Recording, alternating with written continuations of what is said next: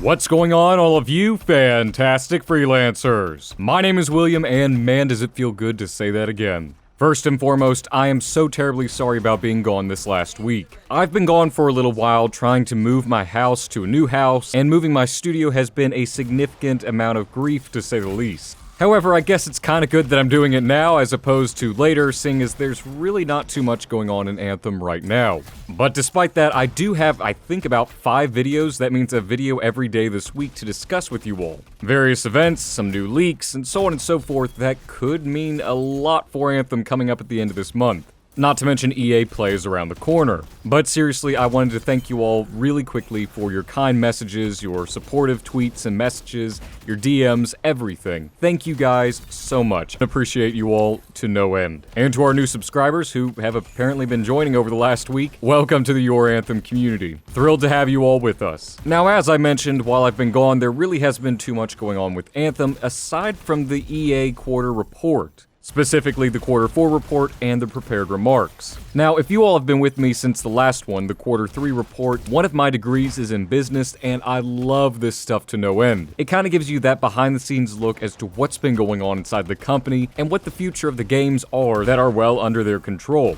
There was a lot to be stated about Anthem, and while I was gone, a couple of you sent me DMs like, hey, have you checked out this channel's video on the Quarter 4 report? And it's no surprise the big sources or the big videos they were sending me were from the negative and sensationalist YouTubers who've had it out for Anthem for a long time or thrive off the negativity for clicks and views and money and blah blah blah blah blah. We all know who they are, but it's really no big surprise to me at all that the big takeaway from their entire report and the entire videos was, well, Anthem had a troubled launch, it underperformed, yeah, all things that we already knew. However, what they didn't hone in on was EA doubling down on Anthem, their long-term plans, and a few other things that they really didn't touch on in too much detail, which isn't surprising given their audience and what they're trying to get out of the news. So in today's video, we are going to be discussing EA's plans for Anthem. Not so much going over the entire Quarter 4 report, which I'm sure some of you have either read or seen or watched enough videos on. We're actually going to be looking at this from a business standpoint, and what's going to be happening to Anthem over the next few months, and what EA doubling down really means for the game. To kick things off, I want to begin by reading off the Quarter 4 first paragraph about Anthem, and I think it really speaks volumes to what EA has planned for it, or EA's realistic stance on Anthem. Quote, "We are similarly committed to the live service for Anthem, and delivering for our community in this new IP over the long term. The launch of Anthem in Quarter 4 did not meet our expectations. However, we believe in the team at BioWare, and we also believe in what they set out to achieve with this game, building a new IP, and melding genres to reach a new audience. Players have spent more than 150 million hours in Anthem since launch, and we've heard from them that the beauty and expanse of the world is stunning, and that traversing the environment in the Javelin suits makes for amazing gameplay. However, we have also heard feedback from our community about issues that began to manifest as the game reached scale, and that they want more depth and variety in the mission modes of the game. The team is now very focused on continued improvements to the game, and will bring more content updates and in-game events that will enhance and expand the Anthem experience. So essentially, EA is not giving up on Anthem. So for those who have been wanting the game to die or get shut down, it ain't gonna happen. They have long-term plans for Anthem, so at least that is a breath of fresh air and a bit of a relief. And by continuing to support the game and the developers, this means that they are going to continue to fund Anthem for possibly years to come. I don't foresee it going anywhere anytime soon. However, EA is very realistic about what's been going on with Anthem,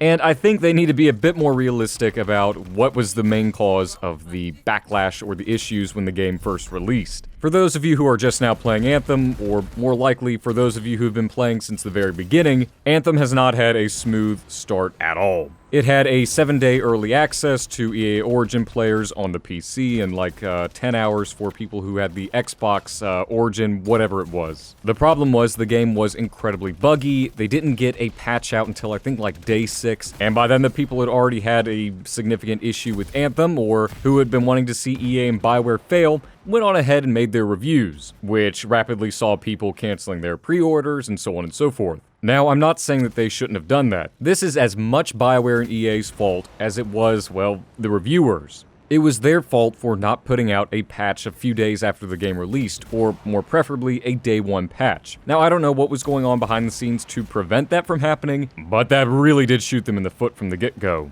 Now, if you were any kind of decent reviewer, and I give Angry Joe mad props for this, even though he's had it out for Anthem a fair bit, he did wait until the game had its day one patch to do a full, true, and honest review. And I agree with his review for the most part. I agree with a lot of reviewers who actually waited until the day one patch to review the game. But EA kind of shot themselves in the foot with the complicated release chart. You all know what I'm talking about. And yeah, it wasn't really all that complicated if you sat down and looked at it for more than 15 seconds. But it didn't help to have this kind of complicated release schedule where you actually needed this chart. And hopefully EA will learn from this or acknowledge it for future releases like Dragon Age. But the whole point from that statement was they know Anthem didn't have a great release, they're going to continue to back it and continue to fund it. In another part of the prepared remarks, they went on to say, "We have robust live service plans for Anthem and Battlefield 5, and we'll also continue delivering new content for Star Wars Battlefront II, where our commitment to the game has enabled us to build a very strong community over time." Now, why did I mention the Battlefront 2 part of that? Well, I think I can understand where they're coming from. Battlefront 2, as pretty much everyone on the planet who's a gamer knows, had a awful start. Predatory microtransactions, and everyone thought the game could never recover from it. Well, look at it now. It has a huge player base, the community really rallies behind them, and the calendar is kind of like Anthem's, only one major update or maybe one or two major updates a month or a quarter or whatever it is remarkable what they've done. They have completely turned that community around in the last 2 years, and I think that's what can be done with Anthem. You know, once they go back and fix it from the ground up. Or make improvements from the ground up. Specifically, loot and endgame and everything else that they've already stated that they are working on. So I believe if EA is able to turn around a game like Battlefront 2, their train of thought is they can turn around a game like Anthem. And I see no reason why they couldn't. They do admit that, quote, Anthem underperformed our expectations, which... funny enough, that was the only takeaway for a lot of people from this whole statement. And it's laughable, really. Yeah, Anthem underperformed. Big surprise. And it didn't have a moment to breathe from its inception. People were gunning it down from the beginning as EA trying to make a Destiny clone, or your usual negative clickbait YouTubers making terrible videos about it. And still continue to this day. Now don't get me wrong, Anthem is not in a great state. And if you want to go out and lash out at it, sure, go for it. But it's kind of like beating a dead horse at this point. BioWare knows what's wrong with it, EA knows what's wrong with it.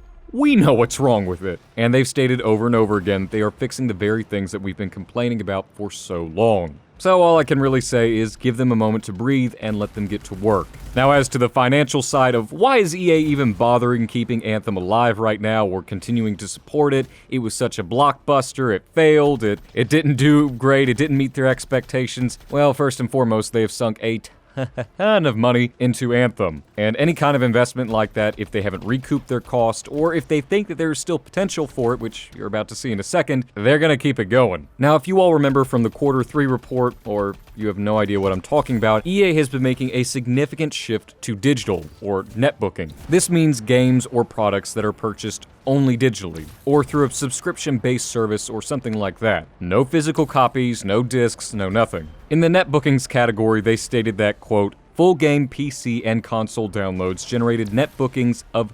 213 million, which is 10% higher than last year. Growth was driven by the launch of Anthem and the ongoing shift to digital. Overall, 49% of our units sold through were digital rather than physical, measured on Xbox One and PlayStation 4 over the last 12 months. The Q4 mix benefited from the launch of Anthem, which, judging from the scale so far, is the most digital game we have ever launched. Essentially, Anthem made them a ton of money and helped to improve their statistics with, well, their net bookings and digital sales. So why would they pull their funding and support all of a sudden if it was making them a ton of money? And specifically, helping them target something that they have been trying to get their investors and stockholders interested in for a while. Seeing a 10% increase in anything is a radical change from a business standpoint. And if Anthem helped to drive that, well, you can better bet they're going to keep on supporting it. And imagine how much more money they're going to make when Anthem is in a stable condition.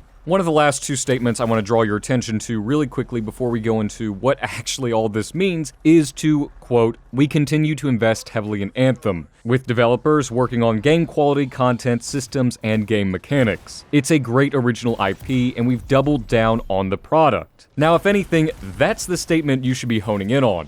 They are doubling down on Anthem. Not halving the support, not maintaining the normal support, they are doubling down on it, which could possibly mean more funding, which means outsourcing to DICE, which is not unheard of in the past. The point is, EA is probably securing Anthem more funding and more support, which means more changes and better things are coming to the game. But that's all kind of speculation right now, and we'll see what's going to happen in the long term and possibly in the short term as well. I'm actually going to skip out on the last statement because it's kind of just a real general bow tie on top of everything. Oh, Apex Legends, Battlefront, Battlefield, and Anthem are going to be great games going forward in the future. I don't think I need to express it any further that EA is continuing to support Anthem. Now, as far as what does all of this mean for the game? Well, if there is one thing that EA knows how to do, it's how to make money. And it looks like EA is trying to turn around its reputation for not the best consumer practices. They are the largest developer, publisher, whatever you want to call it in the industry for a reason. And this isn't me saying, oh wow, all hail EA. You've got to give them credit where credit is due. They acknowledge the game did not have a great release. They acknowledge the game did not have a great launch. They acknowledge that the game isn't great right now. But they also see the potential with Anthem. What could happen? What may happen?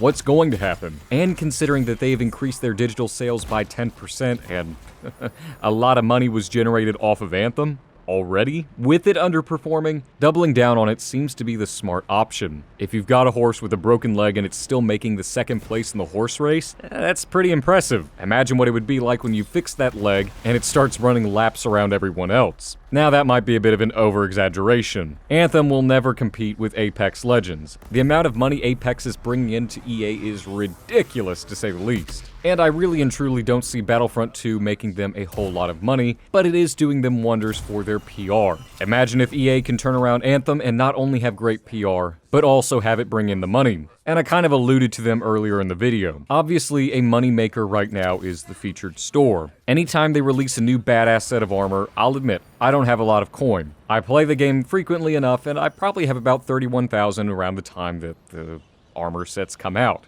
And usually they are 2 at a time. Well, how the hell am I supposed to afford them before they go away? Well, I gotta fork over some money. Is that the nicest practice, or the best practice, or the most consumer-friendly practice? Absolutely not. And like I said, I'm going to address that in a future video. Probably the one that'll come out tomorrow. But that probably means that they are going to remove assets or resources from BioWare, like, hey, you guys focus on the game and actually have these artists and designers and whatever else work on new content while we outsource or maybe hire on another studio like, I don't know, DICE or something along the lines to make new armor and vinyls and so on and so forth. It's not unheard of. Warframe does it with some creators. Destiny absolutely has done it in the past. And we're not just talking looter-shooter games, other developers have done the same. This kind of frees up resources for these developers to get back to working on Anthem, or at least content and not armor. Some argue that cosmetics are content, but I don't really see them that way. Anyways, we're getting off topic. So that's one way the doubling down could assist. Another way is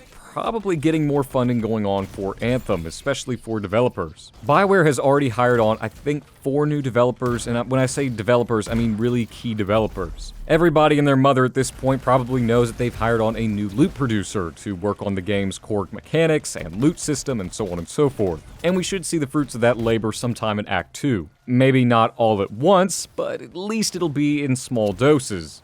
But what do I know? But maybe they're going to start outsourcing. Now, BioWare Edmonton, it's already been confirmed that they are not altogether off of Anthem. There are a good number of people still in Edmonton working on Anthem. So I don't want to hear the whole BS story of, oh, BioWare Edmonton's already given up on Anthem and moving on to Dragon Age. That's simply not the case, and multiple developers up there have confirmed that. Or at least confirmed that it's BS. There are still plenty of them working on Anthem up there. But outsourcing isn't technically a bad idea, especially with BioWare's unfortunate track record with the Frostbite engine. It's hard, and the Kotaku article, I'm starting to believe a little bit more, and when I say more, I mean there's no reason not to believe it. Frostbite is a nightmare by every accounting, and And one of the statements that stood out to me the most from that entire article was, if it takes weeks to fix a single bug, why bother fixing the bug, or why initially bother fixing the bug when there are other things to do? Outsourcing some of those things to DICE would not be unheard of. DICE is renowned with their work on Frostbite, and they've mastered it, they've cracked the code.